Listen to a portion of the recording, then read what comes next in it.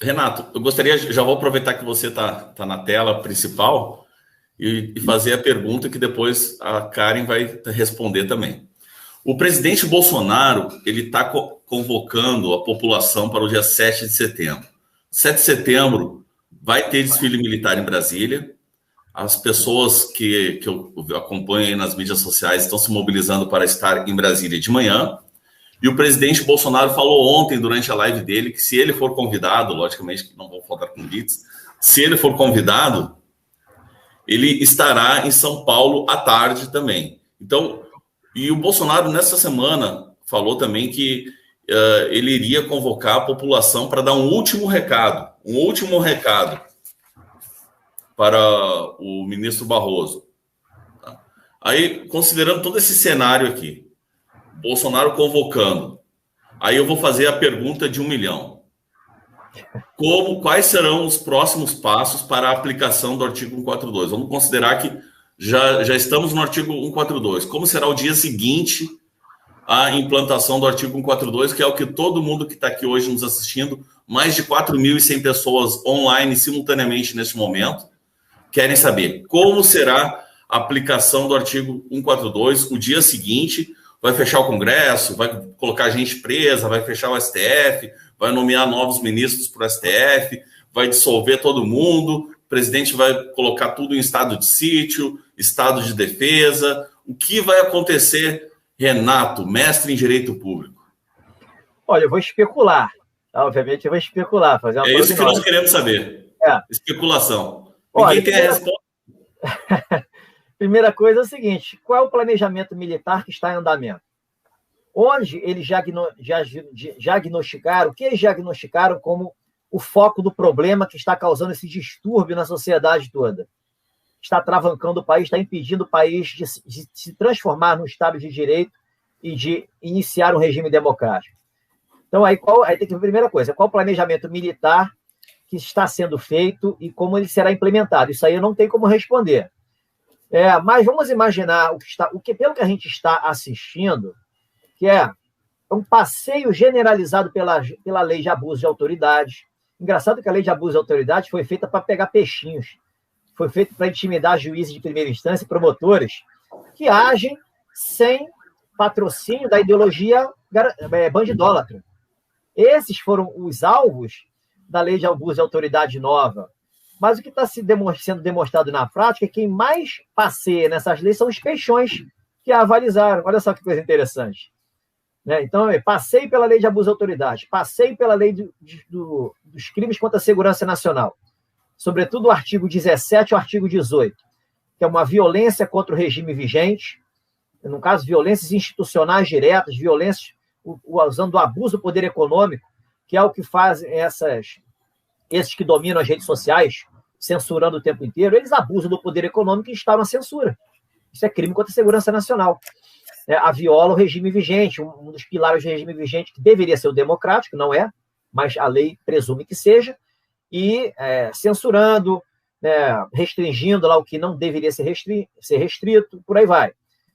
E o artigo 18, que diz lá que inviabilizar, ameaçar ou impedir o livre exercício dos poderes da União ou dos Estados. É o que mais acontece com usurpações de competência, crimes contra a segurança nacional. Polícia não pode ser polícia, não é isso? Esse é o mais clássico de todos. Os governadores se arrogaram o poder do presidente da República de fechar a sua localidade inteira, restringir liberdade de locomoção. Nem estado de sítio o presidente da República poderia fazer determinadas coisas que governadores e prefeitos fizeram e ainda tem feito em algumas localidades específicas. Então, são os dois crimes onde há mais passeio ali na lei. Artigo 26, que são calúnias contra o chefe de Estado, ofensas à honra do chefe de Estado, o tempo inteiro ocorre isso. Então, assim, artigo 23, incitar a desordem pública, a subversão, a desordem pública social, subversão política, está lá, artigo 23. Então, esse pessoal passeia por essas leis, passeia o tempo inteiro. E aí, como é que se resolve isso? É caso criminal. Polícia não funciona para esse pessoal. Sistema de justiça menos ainda, eles avalizam tudo isso, Quem vai resolver? Forças Armadas. Então, prisões em flagrantes são inevitáveis. Nem diria em flagrantes, são prisões efetivamente para tirar esse pessoal de cena, porque o Estado de Direito está rompido. Percebe? Mas o juiz só pode ser preso por crime inafiançável, o crime não foi inafiançável. O Estado de Direito está rompido. Se está rompido, por que você quer trazer, né, para a cena um artigo de lei que beneficia criminosos? O Estado de Direito está rompido. Se está rompido, justificou a entrada das forças militares para restaurar a ordem, a lei e a ordem, garantir os poderes constitucionais e defender a pátria.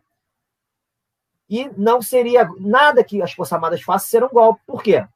Porque elas têm a legitimidade popular praticamente absoluta, por meio da figura do Bolsonaro. Daí a importância das manifestações constantes, de milhões irem às ruas, milhões mostrarem conscientização. O presidente da República está sempre fazendo referência à importância da manifestação do povo, para as pessoas acordarem. O Bolsonaro já disse isso várias vezes, a importância. Conversa com o vizinho, o que seu vizinho pensa? Estão batendo em mim por causa do gás, preço da gasolina, se informe. São pessoas que não têm a informação. O presidente, ele quer ao máximo a conscientização. Só que isso tem um limite. Ele já sabe que já houve a quantidade necessária de pessoas despertas. Né? Milhões de pessoas já estão despertas. E ele sabe que os alertas que ele tem dado não vão mudar em nada a mente das pessoas, dos autocratas que estão tocando terror no país. Daí o alerta para 7 de setembro, daí a intensificação das falas dele, o confronto, o embate que ele está entrando, porque jogou a isca para os togaros caíram como crianças. Né? Então, o terreno está sendo construído. E o que está acontecendo? Eles estão reagindo com meio de fake, notícias mentirosas o tempo inteiro na imprensa e patrocinadas por eles próprios, como essa nota do Fux. Para quem que eles falam? Eles falam para os seus. Eles não falam para o povo. Eles falam para os seus, da certeza da impunidade. Então, a primeira coisa é essa, o planejamento, você vai diagnosticar pontualmente, tu vai entrar em cena. Eu não creio em fechamento de instituições, não faz sentido, totalmente desnecessário. Tá? Por mais que as instituições funcionem muito mal hoje, eu diria que não funcionam para o bem de um regime democrático, muito pelo contrário, elas são entraves ao regime democrático verdadeiro. Há pessoas de boa índole lá dentro que querem fazer um bom trabalho. Né? Então, você pode prender muita gente, né, por meio de aberrações que eles cometem, mantendo as instituições funcionando. Não tem problema algum nisso. Né? E se precisar, sim, fazer umas novas eleições logo à frente. A lei eleitoral acho que dá 90 dias, salvo engano. Tem que ver lá que eu não sei de cabeça. Mas é possível fazer novas eleições limpando a área, retomando após os militares fazerem um serviço, tirar esse pessoal de cena e restaurando a ordem, porque o sistema está rompido. O sistema está rompido. É enganoso pensar que a gente vive no Estado de Direito, que a Constituição funciona. Não funciona. A Constituição é um instrumento de manipulação. O golpe de Estado já houve. Né? O marco zero, na minha leitura, foi o inquérito toffoliano, lá no início de 2019. Fraude constitucional. Você manipula princípios, você manipula semanticamente os textos de lei e você foi construindo, porque as pessoas acham que qualquer coisa que o juiz escreva na decisão tem que se cumprir, está fundamentada. Quando existem regras expressas de fundamentação, existem regras básicas de uma hermenêutica que mostram quando o juiz abusa de autoridade. Então, é esse o Estado. Então, o que os militares vão fazer, hoje, na minha leitura, são prisões. Prisões e essas instituições que sofrerem essas sequelas, obviamente, serão afetadas por um período de tempo. Se serão indicados novos substitutos ou não sei como foi feito o planejamento. Mas é o que eu tenho dito também. Pouco importa se a decisão tomada não tem uma previsão expressa na lei ou nem possa ser construída argumentativamente com base na Constituição atual e nas leis vigentes. Porque o autorizo que a população deu é com base no artigo 1º, parágrafo único da Constituição. Todo o poder emana do povo, que o exército tem de seus representantes. O Bolsonaro é o representante maior. Não existe regras de direito vigentes e o povão se rebelar e colocar tudo abaixo. Então, o Bolsonaro tem a legitimidade para fazer o que tiver que ser feito para restaurar a ordem na casa. Além disso, ele se comprometeu, está lá no artigo 78, quando tomou posse, de manter, defender e cumprir a Constituição, garantir a unidade da federação e a integridade do território. Está lá no artigo 78. E, para isso, ele é chefe supremo das Forças Armadas, que tem esse papel fundamental de defender a pátria, de garantir a funcionalidade dos poderes que atendam aos anseios da sociedade, atendam aos interesses de um regime democrático verdadeiro e colocar ordem no galinheiro, onde, infelizmente, a chave está com a raposa hoje. Renato, antes de passar a palavra para a Karen, eu quero ainda te perguntar, fazer uma última pergunta em relação ao dia seguinte da implantação do artigo 142. Como vai ficar a imprensa no dia seguinte? Eles vão ficar soltos, falando o que querem, criticando o presidente, incitando os militantes da esquerda a reagirem, falando que é uma ditadura, que é um golpe. Como vai ficar a situação da imprensa no dia seguinte? E a Karen já vai se preparando, que eu vou apertar ela também, hein? Olha, Emílio, na minha, vamos para a prognose, na minha especulação, devem ser presos peixões do primeiro momento, né? Como vão reagir os peixinhos? Vão ficar intimidados, né? Ou não? Vão ficar intimidados ou não? Pelo fanatismo ideológico dos peixinhos, na minha leitura, não. Certamente eles serão também punidos num segundo momento, caso queiram mostrar uma força inexistente com base nessa mentira da nova língua construída no meio da política e do direito, né, do golpe, foi golpe, entendeu? Então, esses peixinhos, depende como, uns, obviamente, vão ficar calados, intimidados, outros não, os mais fanáticos não.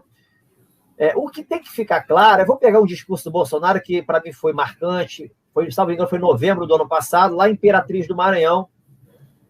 Em breve, se Deus quiser, extinguiremos o comunismo do Brasil. O Bolsonaro, quando agir, terá o objetivo de acabar com toda essa ideologia de esquerda que está corroendo o país. Fará o que tiver que ser feito, o necessário. Então, se o pessoal quiser gritar, é golpe, vai tudo para a jaulinha, no mínimo. Aí perguntaram, Renato, o Bolsonaro pode declarar estado de guerra? Eu digo, na situação que a gente está, sim. Sim, pelo próprio 142. A Constituição não prevê declaração de estado de guerra pelo 142, prevê só por meio de declaração de estado de sítio, que exige aprovação do Congresso, no caso de invasões estrangeiras. Mas como nós estamos tendo a pátria agredida por dentro, os inimigos que estão dentro, separando a população, tentando destruir o senso de patriotismo, tentando destruir as células máteres da sociedade, que são as famílias, tentando destruir o Estado de Direito, já destruíram, mas querendo destruir e fingindo que ele ainda existe. Então, isso é uma declaração, ele pode sim, pelo 142, fazer uma declaração de guerra, declarar que estamos num estado de guerra por uma real ameaça à pátria por dentro. Por meio de 142, ele vai fazer o necessário. E quando ele declara o estado de guerra, entra em cena o Código Penal Militar. Código Penal Militar tem penas interessantes para criminosos de guerra, que é a chamada pena capital. Pena capital, né? Pena de óbito, mais bonitinho, né? Então tá lá, né? Tá lá na Constituição, não existe pena de morte, salvo em caso de guerra. Não é possível, sim, no caso do 142, se fazer isso dentro daquelas situações para resolver problemas para os quais não existe solução pronta no nosso texto constitucional ou nas nossas leis em geral. Porque, vamos sinceramente, não existem. Toda a lei, o Código Penal e a Lei Processual Penal, Lei de Execuções Penais, são leis para beneficiar o lado invertido da sociedade, o lado das pessoas que não agem conforme as regras. Os meliantes, os bandidos, ou, na linguagem lá esquerdista, os vítimas da sociedade. O Código Penal, a Lei Processual Penal, elas são tremendamente nocivas às pessoas que foram violentadas em seus direitos, foram realmente as vítimas. Elas fazem o Estado não entregar o mínimo de segurança jurídica para aqueles que receberam ali uma violência por parte de quem deveria respeitá-lo, que são as outras pessoas que deveriam saber conviver com o outro. Então, eu vejo um cenário muito propício para resolver efetivamente o problema do Brasil hoje, né, e, sobretudo, com base naquela fala que o Bolsonaro disse lá atrás, em breve extinguiremos o comunismo no Brasil. A outra, sei onde está o câncer. Se a população disser para onde quer ir, a gente vence essa guerra, já está tudo encaminhado para isso, a população já disse, então a guerra já está vencida. Em breve chegaremos no ponto de inflexão e tudo isso acaba. Já estamos chegando no ponto de inflexão, que é mais do que previsível, que vai ser em setembro. E também há recado para Alexandre de Moraes, a sua hora vai chegar, dada diretamente pelo presidente da República. Mais desenhado do que isso, eu diria que é desnecessário. Agora o Renato colocou pressão para cima da Karen. Karen, tudo que a gente está fazendo aqui primeiro, é um exercício de hipóteses. A situação está complicada, há uma ruptura de fato entre as instituições, a STF e o presidente da República. E eu gostaria que a Karen fizesse o seu exercício de imaginação. Mas antes, nós estamos batendo 5.000 pessoas simultaneamente em todas as nossas mídias. Lembrando que hoje nós estamos transmitindo esta live simultaneamente por 8 canais, dentre eles aí no YouTube, Cafezinho com Pimenta, Os Bastidores de Brasília, Renato Gomes, Tribuna Diária, Café com Karina Belomé, Karen Moura e ainda pelos Facebooks da Karen Moura, da Karina Belomé e do Renato Gomes. E aí eu pergunto, Karen, o que vai acontecer no dia seguinte? Eu vou te apertar também, vou fazer perguntas aí que você não vai poder deixar de responder para a gente não, hein? Não, Emílio, se tem uma coisa que eu não tenho medo é do bom debate, pode ter certeza. Antes disso, eu queria só fazer uma ponderação aqui. Eu vou responder todas as tuas perguntas, tu sabe que eu tenho uma consideração enorme por ti, a gente tem uma parceria aqui nos bastidores muito bacana, tu foste um dos presentes que a internet me deu, né, nessa época de pandemia, mesmo sabendo que a nossa audiência não quer ouvir a minha opinião. E daí eu quero levantar um contraponto aqui, tá, Emílio? Antes de a gente entrar no assunto, eu tô aqui acompanhando os comentários, eu tô bem chocada com o que eu tô vendo aqui. Que a gente tá falando tanto aqui, né, nesse nosso bate-papo de liberdade de expressão e de democracia, e eu tô vendo nos comentários, desde, né, da minha fala até agora, muitas pessoas que estão aqui me chamando de burra, dizendo que eu vivo em Nárnia, dizendo que eu sou esquerda, dizendo para eu me mudar para Cuba. E quem acompanha meu trabalho, eu não sei se tem alguém aqui que acompanha meu trabalho e a militância que eu faço para o governo nas minhas redes sociais, né, eu nem vou levantar aqui a minha formação, porque eu acho que isso nem é o que está em pauta aqui para dizerem, né, muita gente me chamando de burra e perguntando aonde que eu me formei para estar falando tanta besteira. Eu só queria levantar um ponto que eu acho um ponto muito importante, eu já falei isso diversas vezes. O grande problema dos debates hoje em dia, Emílio e Renato, é que as pessoas, quando elas não conseguem ter argumentos para debater de uma forma saudável, elas acabam ofendendo a pessoa, né? Quando não se tem argumentos, a gente parte para ofensa pessoal, e a esquerda faz isso diuturnamente.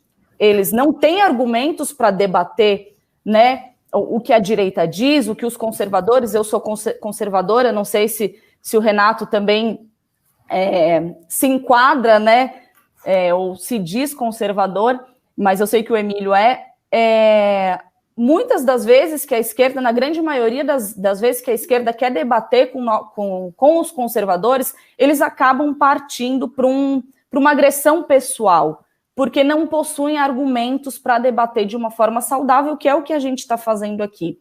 E eu vi isso se repetindo várias vezes aqui nos comentários.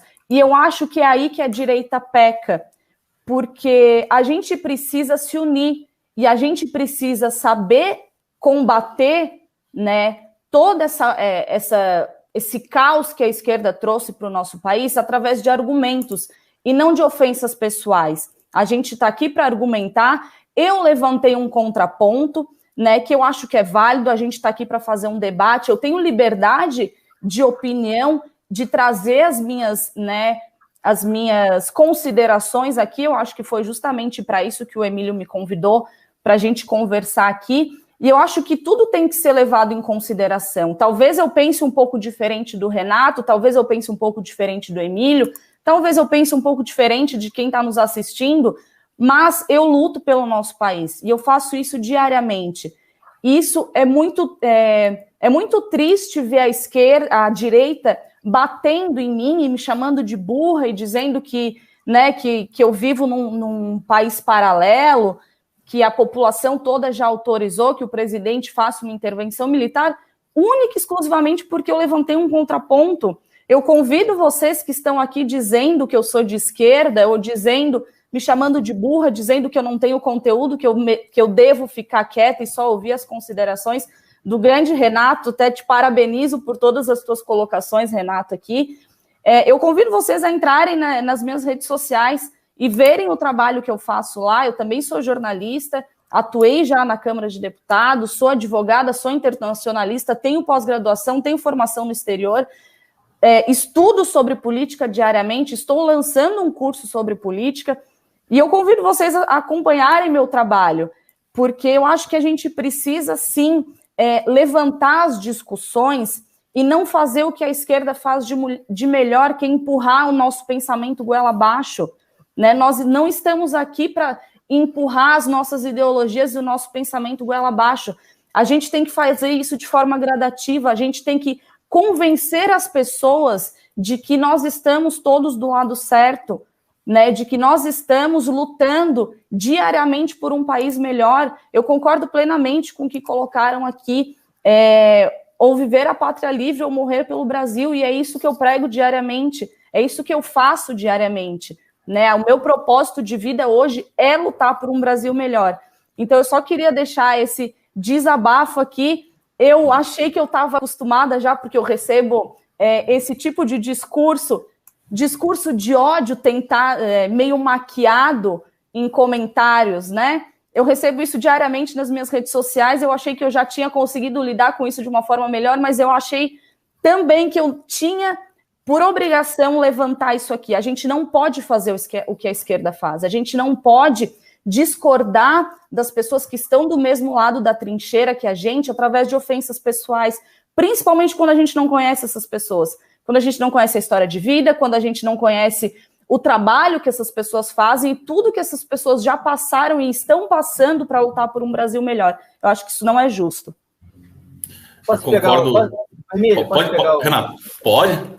Olha, eu concordo 100% com o que a Karen falou, né? Eu não gosto desse tipo de argumento ad hominem, você ataca a pessoa quando a pessoa discorda. A Karen é uma amiga querida, a gente está com ela, vê que ela está falando, eu estou respondendo, estou argumentando nos pontos que ela está levantando. Eu estou indo aprofundando os pontos que ela está levantando. Jamais a discordância na argumentação ela é saudável. E nessa, quando a gente tem honestidade intelectual, a gente usa para refletir sobre aquilo que a gente está escutando. Eu não tenho apego a nada do que eu falo. Se alguém me mostrar que eu estou sendo incoerente no que eu estou falando, eu vou aperfeiçoar, vou mudar de opinião com a maior tranquilidade do mundo. É isso que eu prego, é isso que eu prezo. Eu não aceito também esse tipo de tratamento com uma amiga querida. Eu gosto da cara e tem que ser respeitado. Vou dar um exemplo. Lá no meu grupo do Telegram, teve uma... Né, também era esse assunto de 142, né? E aí, já tinha falado várias vezes a respeito disso, aí veio um rapaz lá que estava no grupo, disse assim, deixa de bobagem, fica nesse mimimi, tem que seguir o doutor Marcelo tal, né, aquele que xinga todo mundo, intervenção militar com não sei o que, no Bolsonaro no poder. Aí eu falei assim, olha só, você aponta, primeira coisa, eu não gosto desse tipo de argumento para cima de mim, ad hominem, ou você me diz qual é o mimimi, o que eu falei de errado, você me dá a oportunidade de argumentar, ou você está excluído do grupo até as 5 horas da tarde, quando eu vou fazer a live. Eu quero seus argumentos aqui, até lá, senão você está fora. Vou te bloquear. Aí, deu mais ou menos uns 15 minutos, ele me respondeu, desculpa, então aí me mandou todas as... Tá tranquilo, não vou te... Faz parte, mas evita, eu não quero isso aqui no grupo. E eu respondi todos os argumentos na live. Percebe isso? Eu não aceito isso. Em relação a ser conservador, dentro do rótulo, tá, eu sou conservador, mas eu não gosto de rótulo. Eu escuto, o que a gente está sendo defendido? É essa ideia? Essa eu defendo por isso, por isso, por isso. Eu vou ter os argumentos para defender a ideia. Essa eu não defendo por isso, por isso, por isso. Então, se o rótulo do conservadorismo tem a grande maioria das ideias que eu vejo mais coerentes, mais fáceis de serem sustentadas, com base no mundo dos fatos, com base na nossa experiência de vida, com base em valores espirituais, valores crísticos, é isso que eu defendo.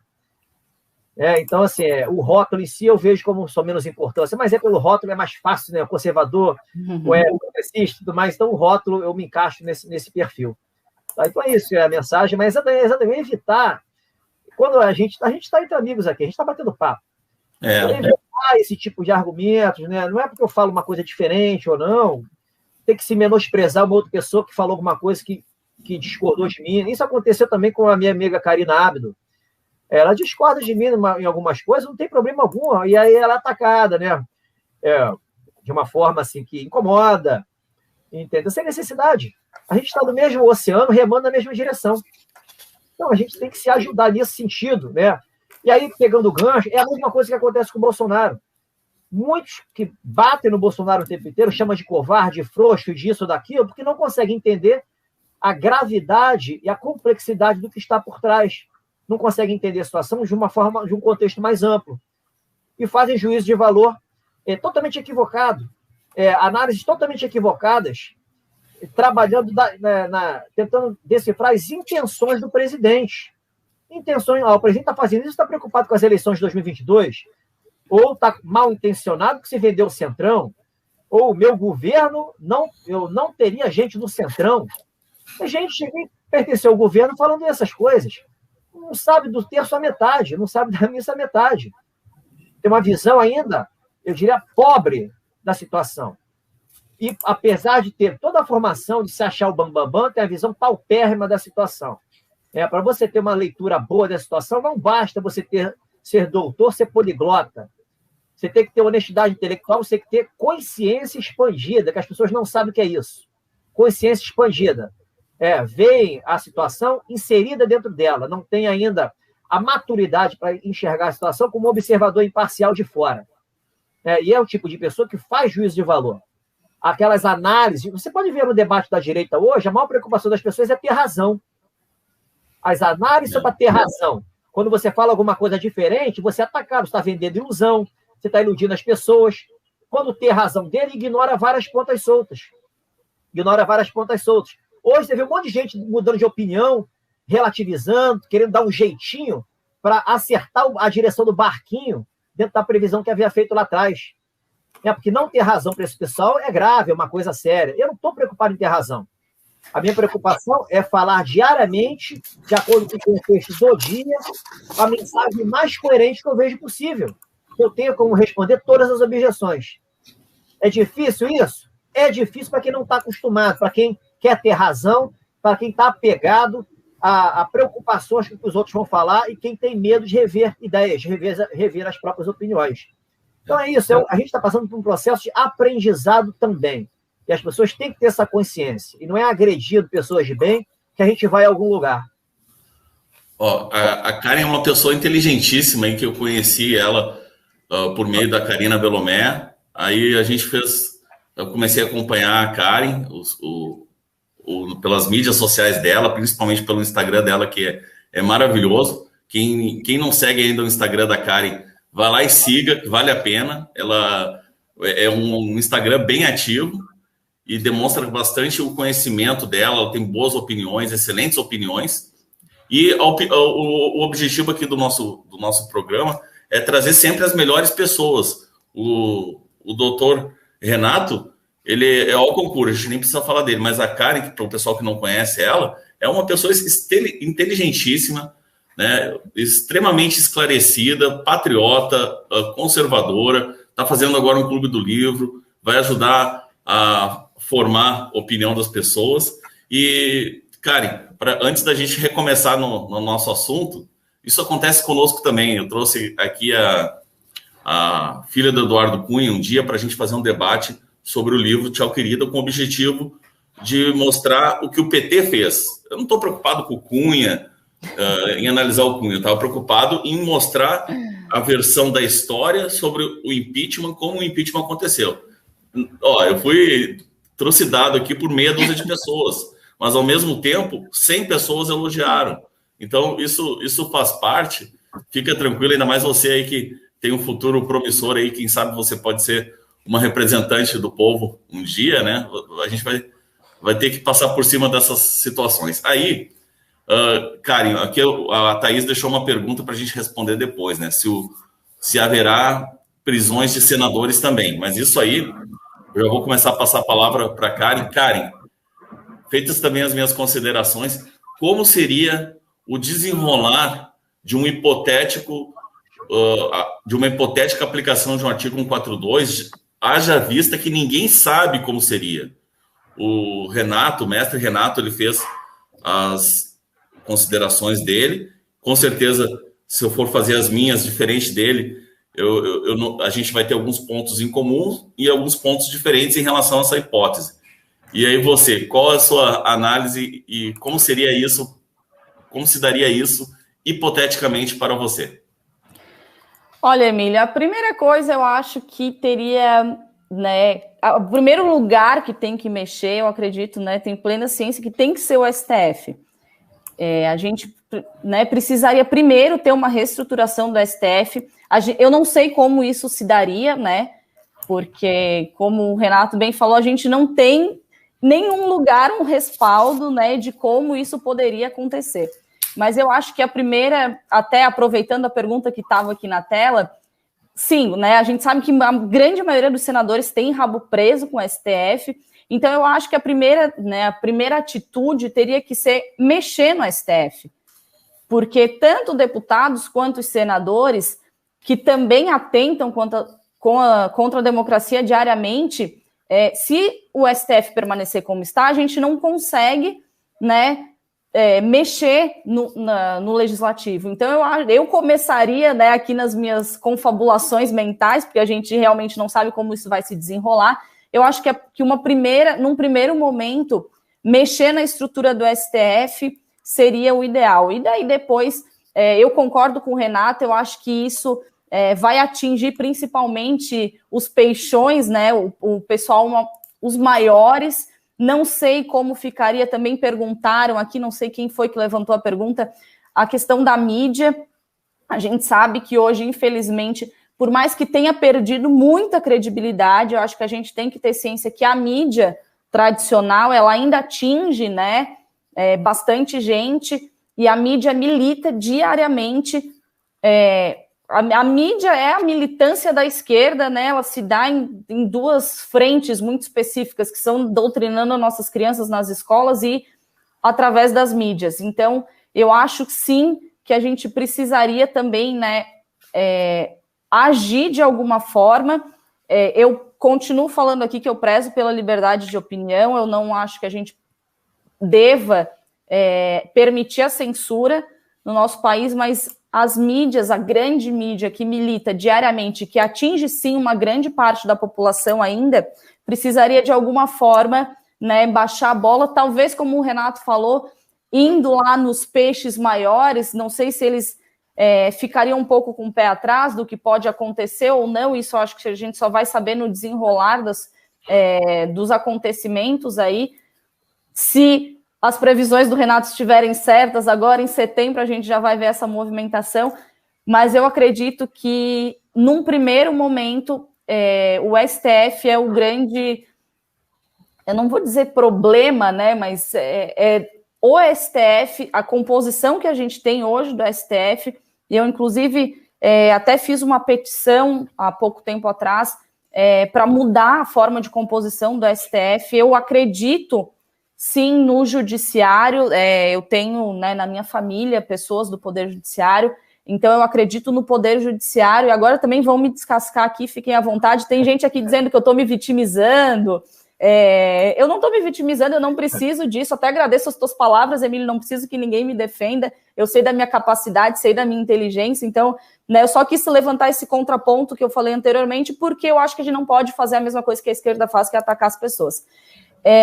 Então, eu acho que o judiciário ele é uma instituição extremamente importante para o nosso país. A gente não pode, o que eu acho muito ruim é o sistema, a sistemática de como os ministros são escolhidos, né? A gente tem aí, nenhum ministro é juiz de carreira, por exemplo, e voltando ao que eu estava falando da petição que eu fiz para colher assinaturas, era justamente para que os nossos ministros do STF fossem fossem juízes de carreira, se limitasse a juízes de carreira, obviamente não tirando a prerrogativa do presidente da República de indicá-los, né, porque eu acho importante isso, mas que fosse um mandato por tempo determinado. A gente sabe que a gente também não pode mexer muito na segurança jurídica, que hoje não temos nenhuma, mas o judiciário, né, o STF, deveria manter uma segurança jurídica com seus entendimentos e jurisprudências. Então, obviamente, se a gente tivesse um mandato muito curto, de 4 anos, por exemplo, como normalmente, acho que talvez a gente teria um pouco de instabilidade jurídica,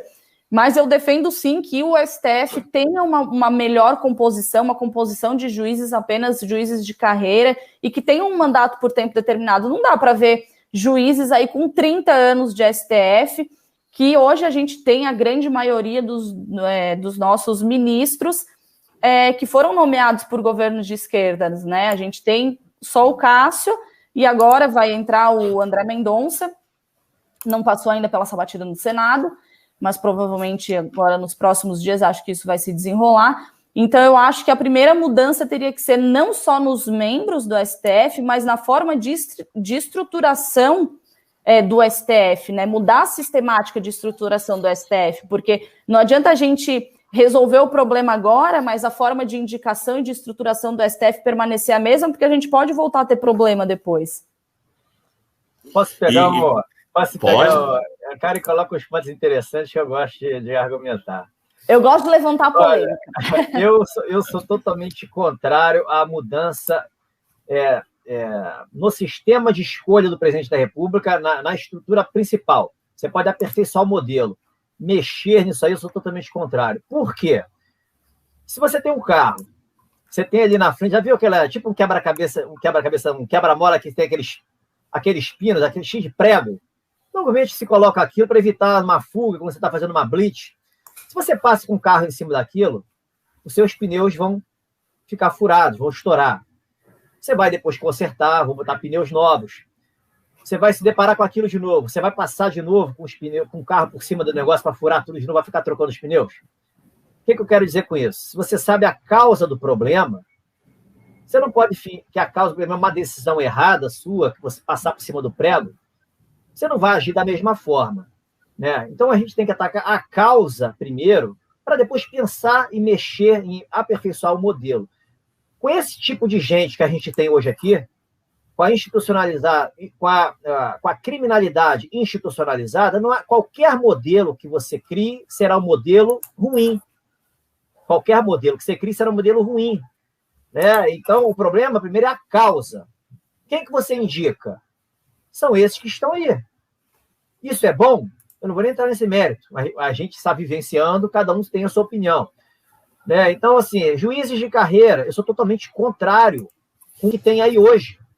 Vamos resetar tudo o judiciário, vamos começar do zero, vamos reformular as faculdades de direito todas, vamos fazer ensinar as pessoas a pensarem, ensinar as coisas certas, fomentar ali o raciocínio crítico, a lógica, ensinar o que seja honestidade intelectual, já que o sujeito não aprende em casa o que é ser intelectualmente honesto, que ele aprenda na prática tomando pancada. Lá na faculdade, seja ensinado ali na marra, a argumentar, a não querer gritar, usar de falácias de autoridade para vencer lá um debate. Então, você precisa reeducar, começando, obviamente, no ensino fundamental, ensino médio e, sobretudo, nas faculdades de direito. Aí sim você vai formar bons juízes efetivamente preocupados com a sua honestidade intelectual, que estarão desapegados a eu entendo assim, doutor. Se não gostou, recorra.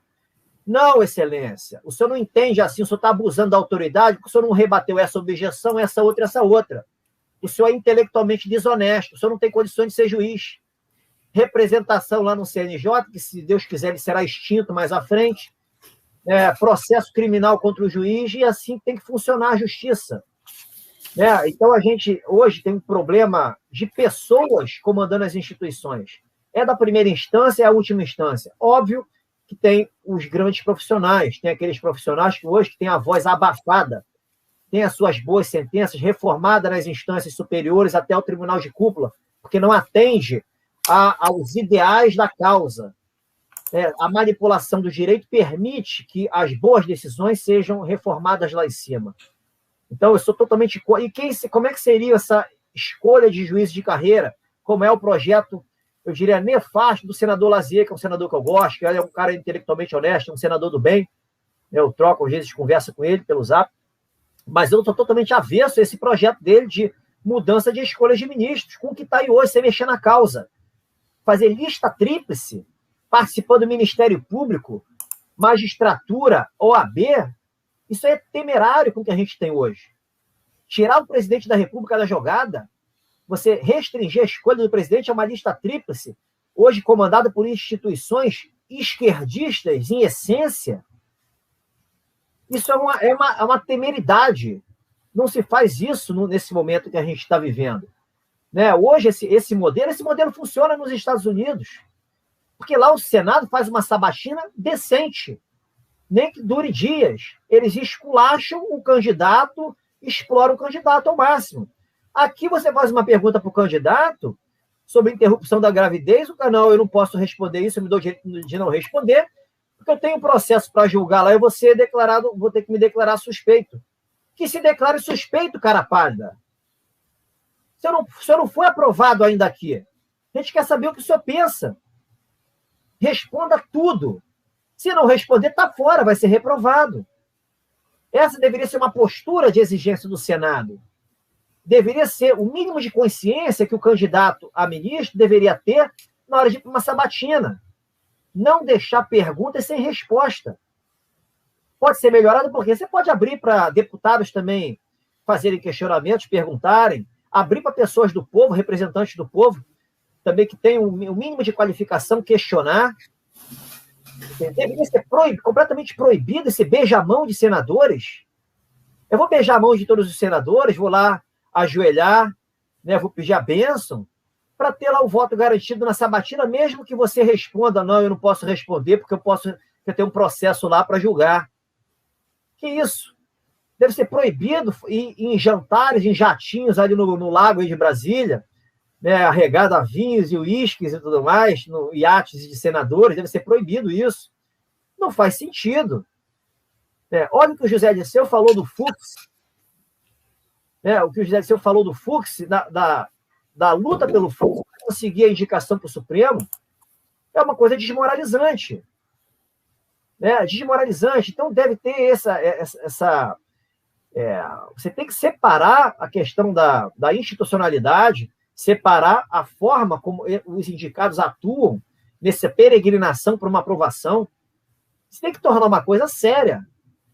Então, você tem um sistema que eu vejo bom como indicação.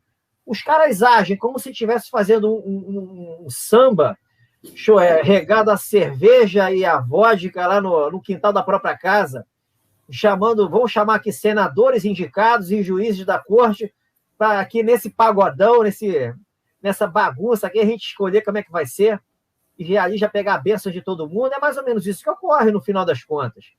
E vai se culpar o modelo? Sou totalmente contrário ao presidente da República indicar e ficar preocupado se o Senado vai aprovar ou não. Não é problema do presidente. Indicou a cabeça. O Senado não quer? Paciência. Mas hoje o Senado não quer por questões políticas, por questões ideológicas, por interesses inconfessáveis. Certo? Você pode indicar um cara bam, que não atenda hoje ao interesse do Senado, você vai ser reprovado. Não é por falta de capacidade. Porque numa resposta sincera lá no Senado, pode agredir ali a vaidade, o narcisismo que hoje domina aquela instituição. Então, o problema não é do modelo. O modelo se pode ser aperfeiçoado, sim, com mandato. Sou totalmente favorável ao mandato. 10 anos, 12 anos, 8 anos, não importa. Isso é fundamental. Você não pode ter um reizinho lá que fica lá 31 anos fazendo um monte de bobagem, se achando lá, olha aqui, chamou de você. Você é um absurdo. Liturgia do cargo. e o cara não se dá o respeito. Olha só que pergunta interessante que surgiu. Vamos lá, implantação do artigo 142. Não sei vamos continuar com o Renato, que já está aqui na tela. Aí a Karen já vai se preparando para responder também. Pergunta do nosso telespectador aqui. Qual será a sua ação no que diz respeito aos parlamentares com processos parados no STF? Olha, quando as Forças Armadas entrarem, vai pegar peixões. E quem pensa que são só ministros não sabe o que está vindo por aí. Não tem a menor noção do que está vindo por aí. Os militares não vão entrar em campo para resolver o problema do país, pelo menos esse estado de gravidade institucional inédito em que a gente se inseriu, para pegar meia dúzia. Isso não vai acontecer, tá? Não serão ou não será apenas meia dúzia. Tá? Então, assim, óbvio que vai pegar peixões que estão acima da lei. Será uma forma de mostrar-lhes que eles estão abaixo da lei. O artigo 5º, inciso 1º, todos são iguais perante a lei, vale para todos. Vale para todos. Não é porque você exerce um cargo no momento, você está no cargo, que amanhã você pode não estar, amanhã você pode estar debaixo da terra, você pode estar no crematório, você pode estar internado. Né? Você não é Deus, o sujeito não é Deus. Ele pode até evoluir, pode se transformar numa pessoa melhor, ter uma centelha divina dentro dele, uma consciência que ele não tem, pode despertar e pode realmente mudar completamente. Mas o que tem aí hoje não vai acontecer. Isso aí eu diria que a gente dá muito benefício da dúvida. Isso não vai acontecer no momento com esse pessoal. Esse pessoal está jogando uma encarnação no lixo, né? Ou no esgoto, que não é reciclável, não vai ter segunda oportunidade, né? Para quem tem uma filosofia espiritualista diferente. Então, assim, eles estão lá, mas eles não são absolutamente nada. Eles são poeira nesse mar de sujeiras em que está o país hoje. Você precisa... Aí, antes de passar essa mesma pergunta para a Karen, eu vou aprofundar um pouquinho mais e vou te perguntar, e esses parlamentares aí que ficam criando polêmica o tempo todo, por exemplo, Gleisi Hoffmann, Maria do Rosário, Kim Kataguiri, Joyce, Alexandre Frota, o próprio daí, o Renan, o senador Depevate Saltitante. Você acredita que nós teríamos alguns parlamentares presos nesse nosso... Olha, resposta objetiva, certeza absoluta. Agora, o que as pessoas têm que ter em mente é o seguinte: as Forças Armadas, quando entrarem em cena, elas não vão entrar por achismo.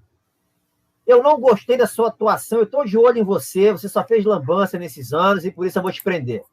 Óbvio que não. Tem provas e mais provas e mais provas contra todos os que forem ali presos. Tudo será levado para o Tribunal Militar. Então, tem que... às vezes, por que não se faz nada? Porque tem provas que são mais difíceis de serem feitas. Né? Como é que você vai ali fazer o elo de ligação entre algum dinheiro que vem lá de um país, lá, sabe-se lá qual, que fica dando uma mesadinha todo mês para determinado sujeito que fala que defende a democracia, mas a gente sabe a quem serve. Como é que você faz uma prova dessa? Às vezes demora, demanda mais esforço. Então, os militares agem não apenas com a situação madura na visão da população, mas também madura em função da chamada justa causa, de provas que vão justificar a retirada de cena de pessoas que deveriam estar vendo o sol nascer quadrado. Percebe? Então a gente... Quantas pessoas merecem ver o sol nascer quadrado hoje? Vocês conseguem me dar o nome de 100? Vocês conseguem? Vocês do chat conseguem dar o nome de 100? Pois é. 100 é fácil, não é fácil? De 200? É fácil também? De 300? E de 1000? De milhares? Então, assim, quantas pessoas serão alvo? Não se sabe. Sigilo, militares agem no sigilo e na surpresa. Então, se julga muito. Julga muito com base no passado. Não, os militares erraram quando entregaram o poder em 85, com o jornalismo entranhado de gente que deveria ter sido deixado lá do lado de fora do país. Com a educação também corrompida. E permitindo que a Constituição fosse feita daquela forma, eles erraram. Está aí o preço. Né? Eles foram achincalhados o tempo inteiro de 88 para cá. Aceitaram. Pagam o preço. Eles erraram. Ninguém tem que ter dúvida disso. Qual é o objetivo do militar, em geral? Garantir as liberdades e o regime democrático. Eles fizeram isso nesses 30 anos? A resposta é clara, não. Eles assistiram e com a justificativa de que entregaram o poder para os civis que o povo quis. O povo quis. É isso mesmo? Então você vai entregar... O povo não tem consciência de que tem um monte de criminosos querendo assaltar ali o nosso territóriozinho. E porque o povo inconsciente quer que você devolva porque você não fez o seu dever de casa. Você é de birra, né? Você é cheio de estrelado, você vai entregar o que o povo quer. Ao invés de você educar o povo, de fazer um trabalho de comunicação decente, uma educação decente, mostrar que o povo está enganado, deixar o povo claro, esclarecido, antes de tomar uma decisão desse tipo, os militares não fizeram. O povo quis, lavou as mãos, mas eles não levaram em consideração que o povo estava inconsciente. Não fizeram um trabalho de esclarecimento. Erraram feio. E hoje pagam o preço pelo estigma que receberam. Daí a dificuldade de se fazer uma ação militar hoje. A dificuldade, porque tem que quebrar a narrativa do politicamente correto que vem e falaciosa do golpe, né? Estão dando golpe. Então tem todo um contexto, e a gente tem que saber analisar isso direitinho, ponto a ponto, porque você pode analisar sobre várias abordagens. Por isso que sempre que a Karen fala, posso falar, Emílio? Porque ela fala de coisas que vem a ideia. Então a gente sempre faz um contraponto. O contraponto é saudável nessa situação. A gente fala de improviso aqui, ninguém tem script. Eu, pelo menos, não tenho. Então a ideia, às vezes eu falo, às vezes eu perco o fio da meada, eu falo, o que você falou mesmo? E a gente retoma. É isso. E Karen, vamos lá. Eu vou colocar aqui alguns pontos que o Renato abordou, que eu tirei das falas dele, que são os seguintes. Ele acredita que, primeiro, haverá um grande planejamento militar. Prisões seletivas de peixões. Não haverá o fechamento de instituições, e sim novas eleições. Poderá haver declaração de guerra por parte do presidente por real ameaça à nação. Aí, o que está aí que você concorda e o que você discorda no seu ponto de vista? Lembrando que ninguém tem bola de cristal e ninguém sabe como vai acontecer. Então, eu já estou preparando o nosso pessoal. Cada um tem uma ideia diferente, mas o objetivo aqui é a gente debater, ver os pontos em comuns e cada um formar a sua própria opinião, né? E aí, Karen, qual é a sua opinião em relação a esses pontos? Só deixa eu tirar uma dúvida, Renato. Essas novas eleições que tu falas é de forma imediata? Não tem como ser imediata. Deve haver uma preparação. Eu estou especulando. Talvez tenha uma preparação. Mas antes de 2022? Antes, eu vejo possivelmente. Pode ser, eu diria que 2022. Antes precisa haver o expurgo. Como é que você vai... Se você vai para um apartamento novo, você quer tudo limpinho. Se você sabe que tem resquícios de obra ali, entulhos, de repente tem umas baratinhas, tem um enxame de baratas ali, você não vai querer dar uma ordem unida nas baratas, dar um sentido e cobrir baratas em ordem unida, você não vai fazer isso, você vai jogar inseticida. Você vai limpar a área. Para aí sim poder fazer eleições onde as pessoas que irão concorrer tenham decência, tenham ficha limpa efetivamente e não, em hipótese alguma, tenham ideias de índole socialista, comunista ou ista da vida. Isso aí vai ser banido. Me apego no discurso do presidente lá atrás. Em breve, se Deus quiser, extinguiremos o comunismo do Brasil. O presidente é bravateiro? Eu nunca o considerei bravateiro. Jamais. Eu sempre dei o benefício da dúvida, sempre presumi uma pessoa inteligente, né? E sempre sustentei minhas opiniões, eu diria, diferentes, as mensagens diferentes, contra uma maioria. E, felizmente, as coisas estão encaminhando naquilo que a minha percepção dizia. Não estou minimamente preocupado em ter razão. A minha preocupação sempre é passar uma mensagem que faça as pessoas refletirem e analisar se faz sentido ou não, mexer com as próprias crenças. Se eu tenho razão, não, paciência. Eu errei lá em janeiro, porque eu tinha minha convicção que o Trump voltaria lá em janeiro. Realmente foi um planejamento diferente, mas eu tenho certeza que ele volta. esse ano ainda. Não tenho receio de estar falando isso, pelo que está acontecendo. E aí, sim, uma ligação que eu faço, é uma das razões que eu vejo o Bolsonaro não ter agido antes, é a questão da geopolítica. Para mim, Renato, especificamente, tem algo a ver com o que está acontecendo nos Estados Unidos. Com a visita do Eduardo Bolsonaro lá em janeiro, ficou lá com a Ivanka Trump. Né, com o que está acontecendo, o Washington sitiado, os militares atuando o tempo inteiro, o Trump passeando, dando discurso com maior tranquilidade. Segundo dizem, né, as boas fontes, ele comanda o Air Force One, o Air Force Two. A Cissa, minha amiga, falou que o Biden e a outra vice andaram no mesmo avião, uma coisa que nunca existiu lá nos Estados Unidos, os dois, o presidente e o vice, andarem no mesmo avião ao mesmo tempo, nunca ocorreu isso. Ela mora lá há mais de 20 anos, entendeu? Então, assim, tem coisas acontecendo que ninguém sabe. Qual é a lógica? Na época que o Donald era presidente, o judiciário não funcionou. Quando ele saiu, o judiciário funciona com a maravilha. Vários estados sendo comprovadas as falcatruas, já vai haver a descertificação, no Arizona, por exemplo, e em outros. Qual é a lógica disso? Se tem um sujeito que entrou, que estava fora do poder e dominou a máquina, derrubando um cara hiperpoderoso, o cara no poder exatamente que era para ter abafado o judiciário. Qual é a lógica? Ninguém responde. Ninguém responde. Porque não tem lógica. Não tem lógica. Teoricamente, disseram que a Suprema Corte não aceitou os processos lá contra o Trump, por causa que houve juízes ameaçados. Possível? Não vejo impossível dentro dessa situação que a gente vive. E agora, com o cara no poder? Os juízes de instâncias inferiores, e aí? Fazendo devassos e tudo mais. Então, as coisas estão se encaminhando para um desfecho. É um desfecho que, na minha leitura, na minha percepção de vida, será bom para todo mundo. Eu tô vendo aqui a live sensacional, muito polêmica, né? Porque a gente está fazendo um exercício aí de imaginação e análise do que pode acontecer, um exercício de previsão. Aí o tempo está passando e eu nem vi passar aqui, né? Quando eu olhei no relógio, a gente já está com 1h40 de live, de tão bacana que está a live. Aí eu vou passar a palavra para as considerações finais da Karen, aí ela já coloca também os assuntos que ela deixou de abordar, alguma previsão que ela deixou de fazer. Vamos lá, Karen. Bom, voltando, coloca a frase aí do Renato de novo. Tu tinha perguntado sobre os pontos.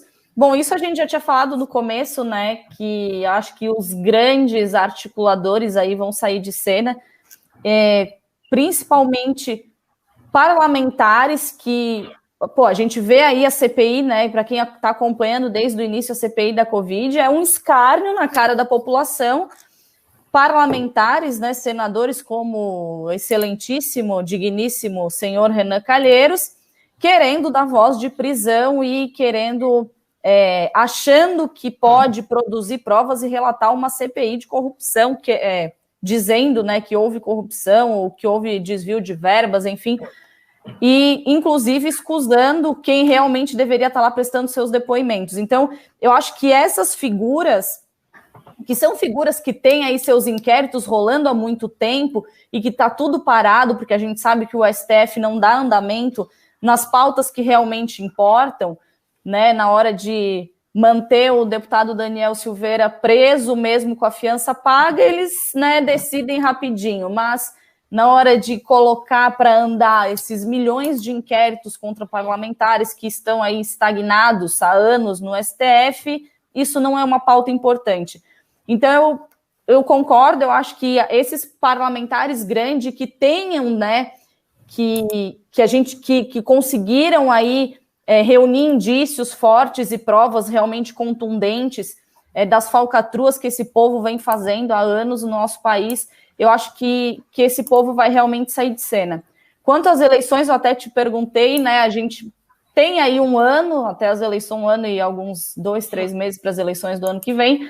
Então, eu acredito que até o ano que vem, até outubro do ano que vem, a gente possa fazer toda essa limpeza que precisa, tirar essas figuras de cena, tornar todos eles inelegíveis, obviamente, né? E fazer uma eleição efetivamente democrática. tu falaste no começo, Renato, que a questão do voto impresso não te preocupa, o voto auditável, né? Isso ainda é uma coisa que me preocupa um pouco, mesmo com uma possível intervenção militar. Eu ainda tenho um pouco de receio quanto a isso, né? A gente viu aí que não foi aprovado ontem, eu estava acompanhando, acho que o Brasil inteiro estava acompanhando essa comissão especial ontem à noite, né? A votação foi muito rápida, inclusive, mas é uma coisa que ainda me preocupa, mesmo considerando que a gente possa ter, sim, uma intervenção militar ainda nesse ano, e muito mais breve do que alguns pensam, a questão da votação das nossas urnas eletrônicas, do nosso sistema de votação, é uma coisa que me incomoda um pouco ainda. Mas eu acredito, sim, que essas figurinhas carimbadas da política saiam de cena e já deveriam ter saído de cena, né? Eu fico me perguntando, às vezes, quem reelege Renan Calheiros, né? Ele foi reeleito agora em 2018, quem reelege um tipo de pessoa dessa. Mas, se a gente considerar que as urnas não são possíveis de fraude, que é uma coisa que eu não acredito, dizem que o povo que colocou ele lá, né? Não sei quem ainda vota numa pessoa como ele. Mas eu acho que é isso. Vou só, antes de finalizar, pegar o gancho dessa pergunta que tu colocaste aí, não tem o nome da pessoa. Se a gente comparar a nossa Constituição com outras, né, de outros países, eu acredito, né, daí é uma percepção minha, que a gente tinha que ter, sim, uma nova Constituinte. A nossa Constituição é muito extensa. A gente tem muita coisa consolidada, né? Muitos assuntos diferentes consolidados, todos no texto constitucional, o que até dificulta um pouco, né? Se a gente pegar aí o processo legislativo para fazer uma alteração na Constituição e numa lei ordinária, né? Os processos são bem diferentes, então eu acho que a gente precisaria, sim. Eu entendo que já passou da hora de a gente ter uma nova Constituinte, para a gente fazer uma Constituição mais enxuta e realmente deixar consolidado no nosso texto constitucional apenas os pontos essenciais e não ficar divagando sobre milhões de assuntos, coisas que podem ser colocadas, né, numa lei ordinária, numa lei complementar, que eu acho que facilitaria até o entendimento e todo o ordenamento jurídico, né? Então, eu acredito, na minha opinião, já passou do tempo de a gente ter uma nova Constituição. Eu sei que o deputado Príncipe está trabalhando, né, em cima de um texto constitucional, ele já falou isso algumas vezes em entrevistas que ele deu, enfim, mas eu acredito que uma nova Constituinte é uma coisa essencial para o nosso país. E a gente já vai para as considerações finais ou tem mais alguma pergunta? Já pode emendar as considerações finais aí, né? Eu sei que tem... Emília, deixa eu comentar o que ela falou, depois já aí faz as considerações separadas. Ótimo. Fechado. Olha, cara, em relação à questão eleitoral, por que não me preocupa? Porque a minha expectativa de, se eu tivesse que apostar, apostaria nisso, vai sair do comando do TSE a organização das eleições. Esse TSE, pelo que ele está fazendo, serão os militares que garantirão a integridade do sistema eleitoral. Tá? Então, é por isso que eu não me preocupo com a questão do que está sendo aprovado ou não na Câmara e no Senado. Não me preocupo com a PEC. Porque uma ação militar é exatamente para implementar um sistema eleitoral decente, confiável. Então, a minha preocupação é zero, efetivamente é zero em relação a isso. Não faz sentido uma ação militar para prender gente e deixar o sistema eleitoral ali, que é a causa de tudo isso, eu diria que é o gatilho acionado de uma forma que o cartucho não consiga ser pego no ar e retornado para a pistola. Não tem nenhum sentido que isso aí não seja transformado em algo que a gente quer, no voto auditável, transparente, com apuração pública. Então, isso aí a minha preocupação é zero quanto a isso. Você tocou no outro ponto também, acabei perdendo o fio da meada. Qual foi o outro ponto que você comentou? Constituição? Exato. A Constituição. Olha, eu vejo como, nesse momento, mesmo depois da limpeza, inapropriado uma Assembleia Nacional Constituinte para uma nova Constituição. Eu acho mais interessante preparar uma Constituição bota ali meia dúzia, 10 cabeças debatendo os temas e redigindo uma Constituição enxuta e depois levar aquilo para esclarecimento popular, ponto a ponto, pode usar a rede de TV, pode usar, porque o país já vai ter mudado. Tá? Quando houver essa limpeza, o país já vai ter mudado. Não vai ter censura. Você usa o que for necessário para esclarecer a população ponto a ponto. E depois leva para um referendo. Eu acho que é perda de tempo você levar um monte de gente para ficar naquela política de novo, naquela ladainha, né, ao invés de explicar diretamente para a população e a população ter oportunidade ali de avaliar, de fazer perguntas diretamente para aqueles que estão apresentando o projeto responderem. Não precisa ter pressa, até porque a gente vai estar no período de transição e vão haver regras básicas ali em vigor, de modo a manter uma ordem na sociedade. Essa Constituição atual mesmo. Se ela for respeitada, você consegue com ela manter uma ordem na casa. Sem manipular princípios, isso aí deve ser proibido. Manipulação de princípios deveria ser causa de perda do cargo de juízes, de membros do Ministério Público, de defensorias, de qualquer agente do setor público. Manipular princípios deveria ser crime. Essa teoria pós-positivista que se ensina nas faculdades e que é adotada pelo Supremo deveria ser criminalizada. Isso nada mais é do que instrumento de socialização do país, burlando a vontade popular traduzida no presidente da República, que preza por uma ideologia completamente diferente do que domina hoje as instituições de Estado. Então, essa é uma das artimanhas utilizadas. Né? Então, a Constituição, para mim, deveria ser outorgada após um amplo esclarecimento da população, dando margem a responder perguntas das pessoas interessadas, tudo, obviamente, dentro de um cronograma. E depois, fim de papo. Né? Novo Estado de Direito restaurado, né? E vida que segue. Karen, você decide, as considerações finais começam com você ou com o Renato? Tanto faz. Então vamos com você mesmo. Tá. Na verdade, assim, acho que o cerne todo aqui, né, da nossa discussão é efetivamente falar um pouco, né, conversar um pouco sobre a implantação do artigo 142, das forças militares assumirem as rédeas do nosso país. Por mais que eu tenho sim meus receios quanto a isso, mas eu acredito que a gente chegou numa realidade no nosso país que alguma providência precisa ser tomada. E se for depender da política, se for depender de uma conversa entre os poderes, isso não vai acontecer, a gente sabe. Então, realmente, se vai ser a melhor opção, eu não tenho bola de cristal, não sei dizer, né? Eu tenho sim os meus receios quanto a isso. Pode ser, né? Eu não vivi a época lá de 64. Sei que muitas das pessoas que já me contaram sobre, porque obviamente eu não li em livros sobre isso, porque os livros eu sei exatamente o que vão me dizer. Então, muitas das pessoas que me contaram sobre falaram justamente o que eu falei lá no início, que só quem viveu sabe o quão necessário e o quão bom foi para o país, né, o que aconteceu em 64.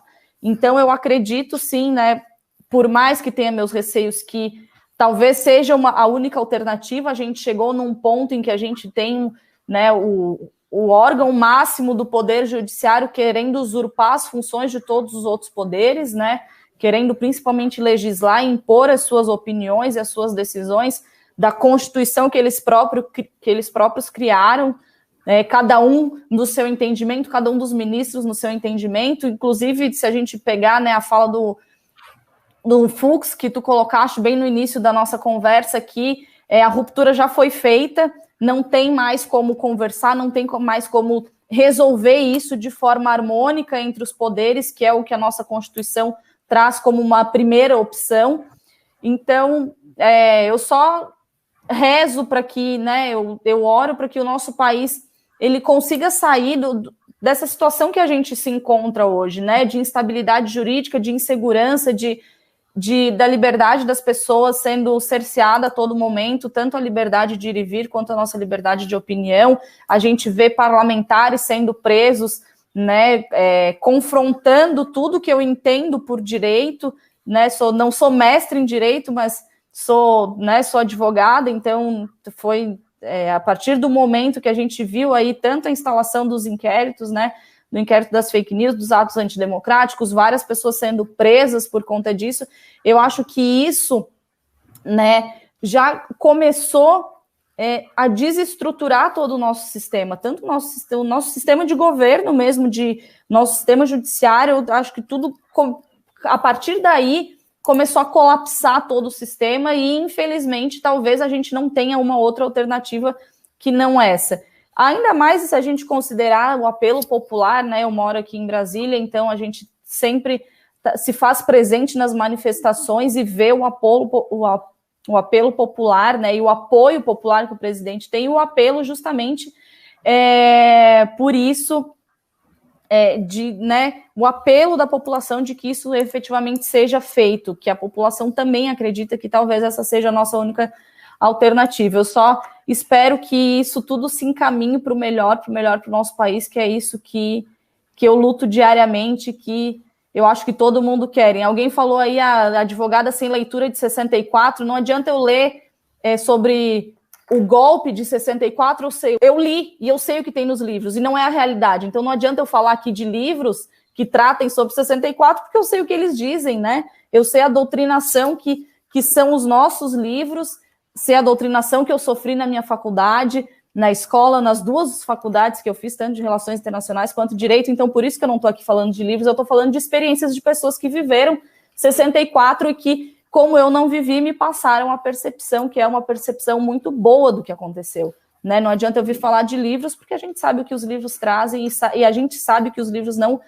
interpretam os acontecimentos do nosso país da melhor maneira possível. Obrigada, né? Te agradecer, Emílio, pelo convite. Estou sempre à disposição. Agradecer, Renato, pela aula que tu deste aqui. Muito bom ouvir opiniões, né? Ouvir opiniões diferentes. Eu não estou aqui, como tu mesmo falou, né, Renato? A gente não está aqui para impor a nossa opinião para ninguém. A gente está aqui para trazer pontos de vista, porque eu acredito que as pessoas, né? A gente tem capacidade intelectual suficiente para cada um achar, interpretar os fatos da maneira que achar que é mais correta. Eu trouxe um ponto de vista, o Renato trouxe outro, o Emílio meio que intermediou, né, Emílio? E justamente para a gente levantar alguns pontos que eu acho importantes, a gente está vivendo uma situação, uma realidade muito difícil no nosso país.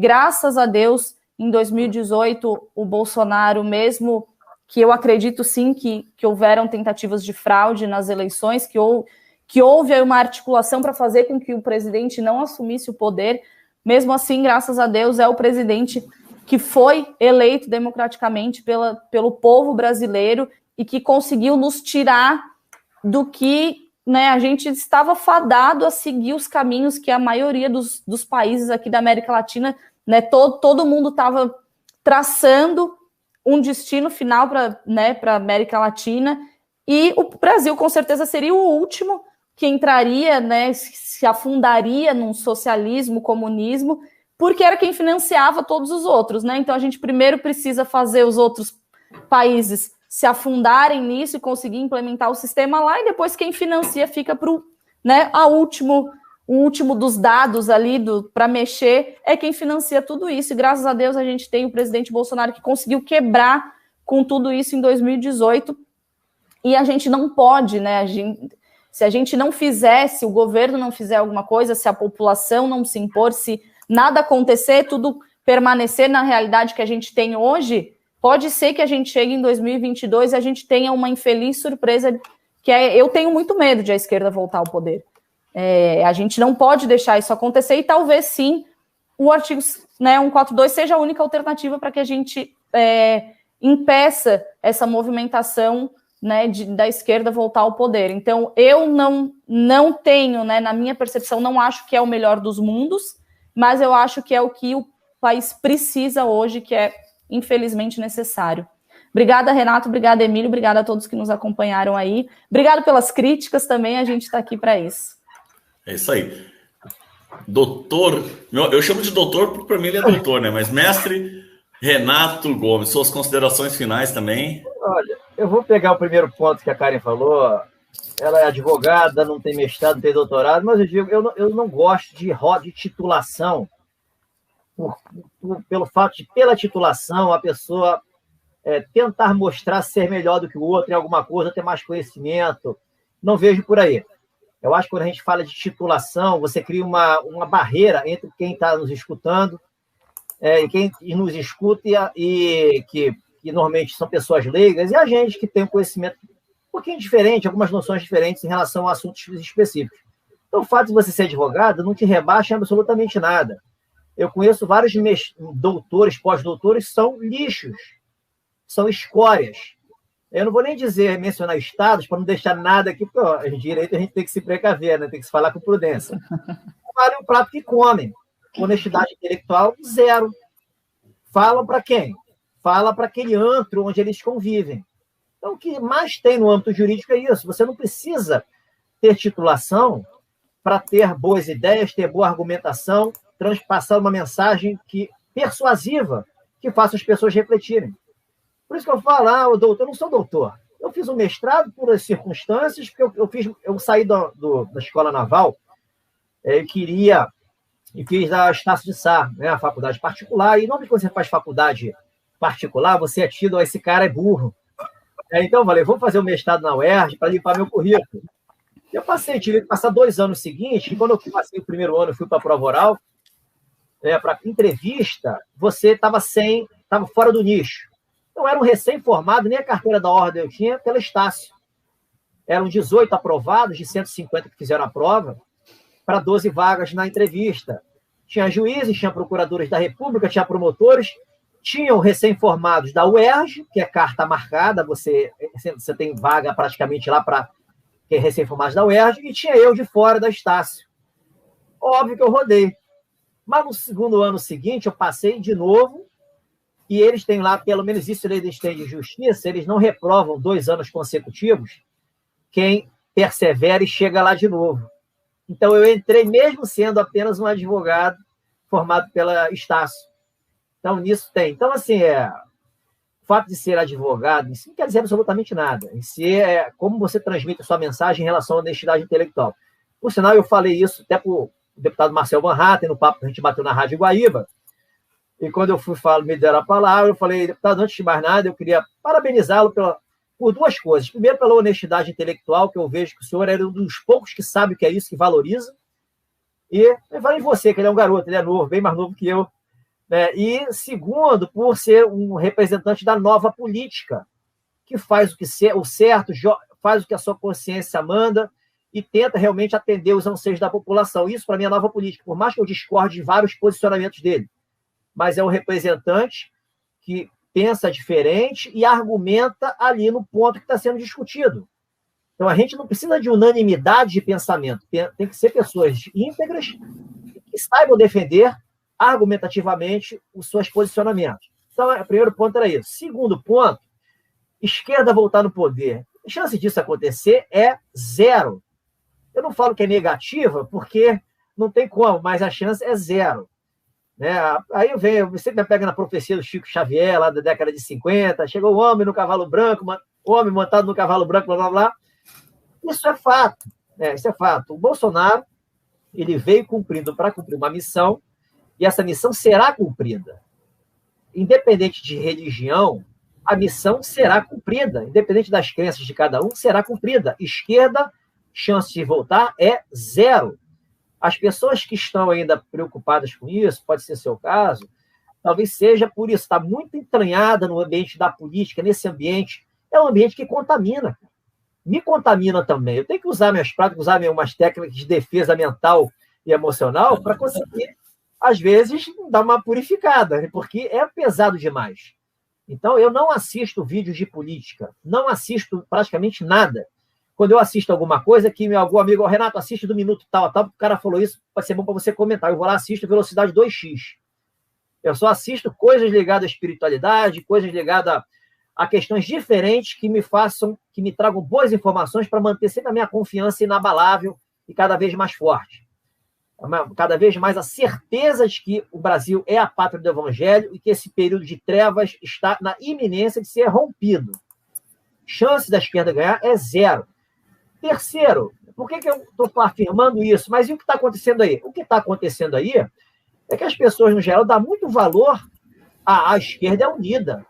A esquerda é inteligente. Eles não se batem, né? Eles estão sempre no mesmo discurso, eles dominam tudo. Então, eles são perigosos, realmente. Eles são perigosos, eles dominam tudo, mas eles não são inteligentes. Eles pecam em uma coisa. Eles se acham mais inteligentes do que o outro, do que o adversário.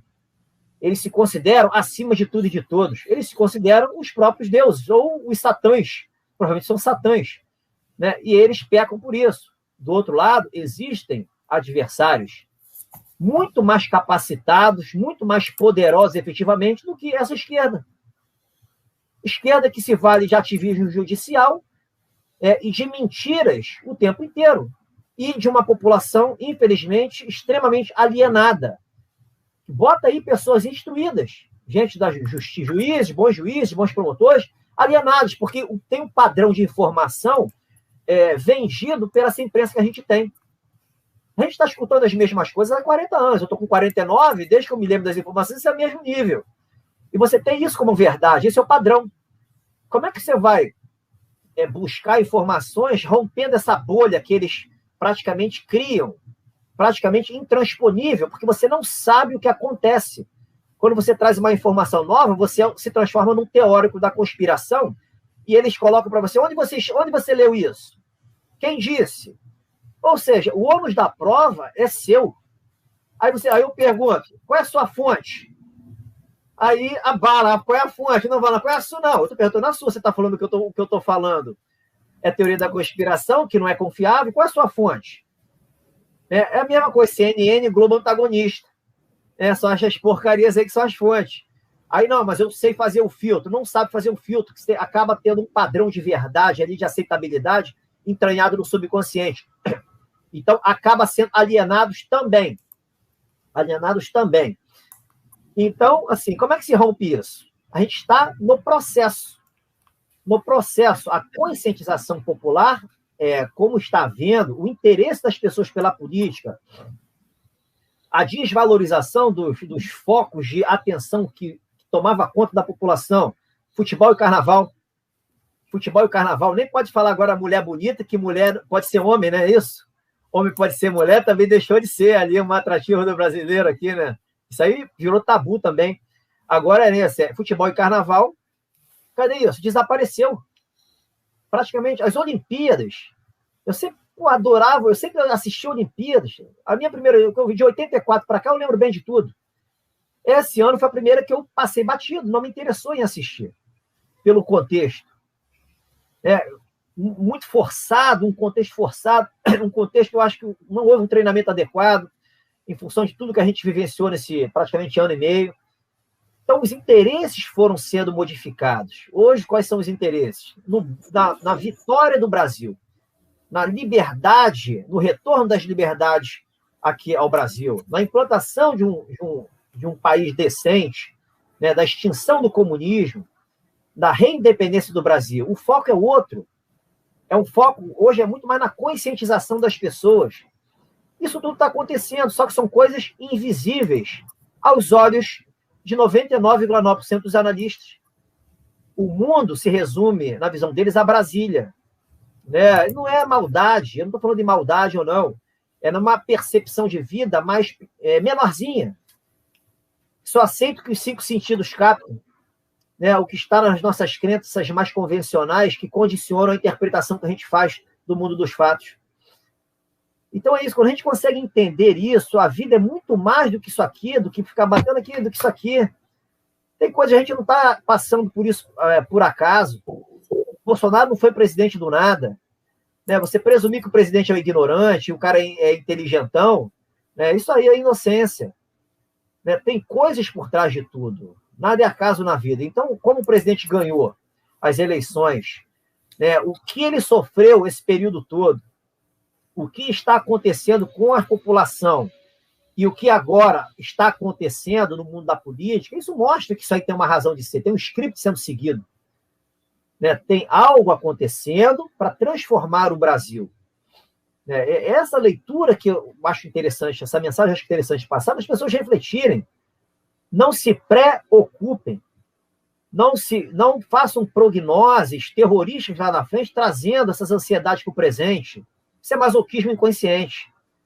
Vivam o dia a dia, buscando informações no dia a dia, agradecendo por estar vivo, por estar com saúde, agradecendo que tem uma coisa por trás de tudo que controla o livre-arbítrio mal usado dos criminosos que querem desestruturar a humanidade como um todo. Isso é difícil, porque é exercício diário.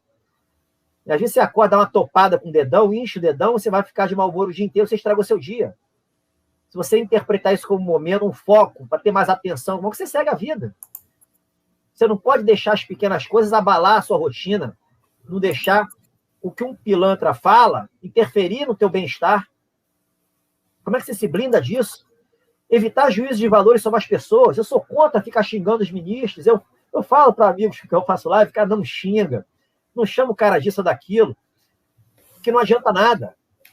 As pessoas inconscientes agem de acordo com o mínimo de consciência que tem. Por que consciência? Tem um livre-arbítrio, tem consciência. Mínimo que seja.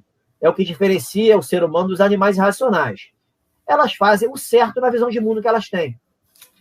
A visão de mundo pode ser buscar dinheiro, buscar poder. Não tem problema, o certo é em função disso. Então, era inconsciência. Mas ele não tem remorso, a consciência dele é em função daquilo. Se ele faz aquilo que não respeita o próximo, ele não vai ter remorso, não vai ter arrependimento.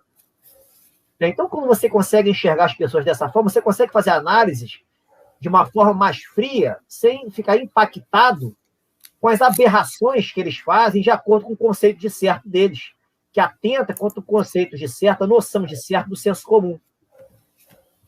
Percebe? A forma de enxergar as coisas, as crenças que você tem na cabeça, o seu conhecimento, a compreensão que você tem em relação com o seu conhecimento, que faz você se sentir bem nesse estado de opressão que a gente vive, conseguir lidar com a situação com prudência.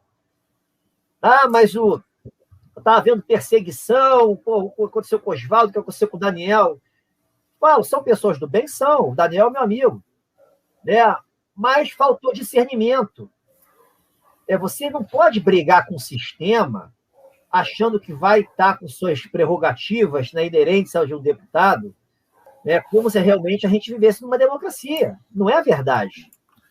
Faltou Renato, deixa eu te interromper aqui, porque eu acho que a Karen também vai ter um compromisso agora, que era às 10 horas, né? E aí eu também não vou poder, estou olhando aqui, já passou das 10, a gente não vai poder continuar muito, porque infelizmente aí a gente está com o tempo estourado, né?